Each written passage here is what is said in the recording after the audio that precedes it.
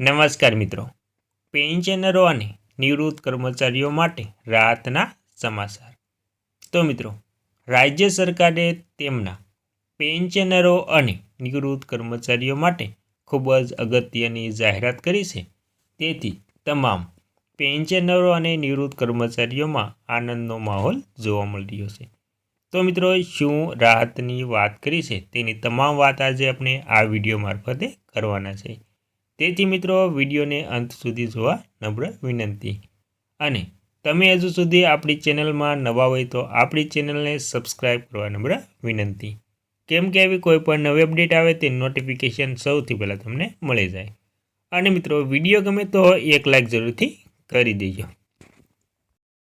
તો મિત્રો, વિગતવાર વાત કરીએ તો DOPPWએ ઓફિસ મેમોરેન્ડે જણાવ્યું છે કે દરેક સરકારી કર્મચારી અથવા તો પેન્શનર માટે તેમના પરિવારના બધાય સભ્યોની વિગતો આપવી ફરજિયાત છે, પછી ભલે તેઓ ફેમિલી પેન્શન માટે લાયક હોય કે નહીં।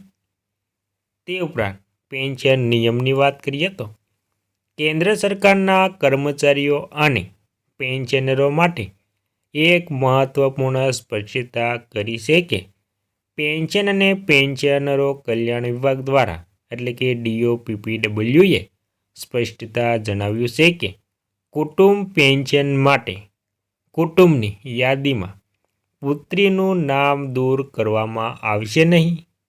વિભાગે આ સ્પષ્ટતા એવા સમયે જારી કરી છે જ્યારે નિવૃત્તિ પછી કર્મચારીઓની કુટુંબની યાદીમાં પુત્રીઓનું નામ દૂર કરવા અંગે ઘણી ફરિયાદો મળી છે મિત્રો।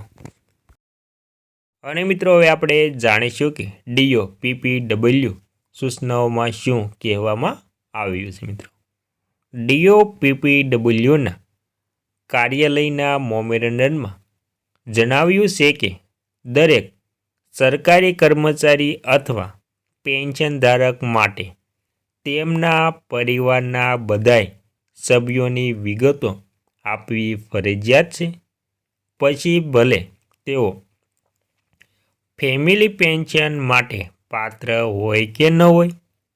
વિભાગે સ્પષ્ટતા કરી જેમ જેમ સરકારી કર્મચારી નિર્ધારિત પ્રોફોર્મમાં પરિવારના તમામ સભ્ય તરીકે પુત્રીનું નામ જણાવે છે, તેમ તેમ તેને પરિવારના સભ્ય ગણવામાં આવશે। તેથી પુત્રીનું નામ પરિવારના સભ્યોની વિગતોમાંથી દૂર કરવામાં આવશે નહીં। મિત્રો, નિયમ અનુસાર પેન્શનધારક અથવા તો ફેમિલી પેન્શન ધારકના મૃત્યુ પછી ફેમિલી પેન્શન માટેની પાત્રતા નક્કી કરવામાં આવશે। આનો અર્થ એ છે કે દીકરીનું નામ યાદીમાં રહેશે, ભલે તે સમયે ફેમિલી પેન્શન માટે પાત્ર ન હોય। પેન્શનધારકના મૃત્યુ પછી જ પાત્રતાની તપાસ કરવામાં આવશે મિત્રો। અને મિત્રો, હવે આપણે જાણીશું કે આ નિયમ કઈ જોગવાઈ હેઠળ આવે છે।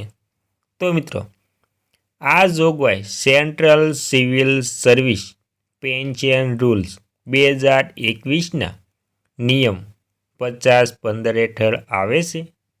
આ નિયમ મુજબ કોઈ વ્યક્તિ સરકારી સેવામાં પ્રવેશતાની સાથે જ તેણે તેના પરિવારના બધાય સભ્યો જેમ કે જીવનસાથી, બાળકો, માતા પિતા અને અપંગ ભાઈ બહેનોની વિગતો આપવી જરૂરી છે કે તેઓ ફેમિલી પેન્શન માટે પાત્ર છે કે નહીં।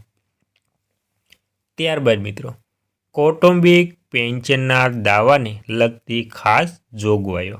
તેમાં જો મૃત્યુ સરકારી કર્મચારીના પરિવારના સભ્યોનું નામ ફોર્મ 4માં અથવા તો ઓફિસ રેકોર્ડમાં ઉપલબ્ધ ન હોય તો તે સભ્યોનો પેન્શન દાવો કરવામાં આવશે નહીં। જો ઓફિસ ખાતરી કરે છે કે સભ્યોનું નિયમો અનુસાર પાત્ર છે। અને મિત્રો ત્યારબાદ આપણે અંતમાં જાણીશું કે કોણ પાત્ર નથી. તો મિત્રો ડીઓ પીપીડબ્લ્યુએ પણ સ્પષ્ટ કર્યું છે કે આ નિયમ એવા સરકારી કર્મચારીઓને લાગુ પડતું નથી જેઓ અગાઉની સિવિલ અથવા તો લશ્કરી સેવામાંથી નિવૃત્ત થાય છે અને ફરીથી નોકરી પર છે અને જેમના માટે આ નવી સેવા હેઠળ કોઈ નવું પેન્શન અથવા તો ગ્રેચ્યુઇટીની ચૂકવવા પાત્ર નથી મિત્રો.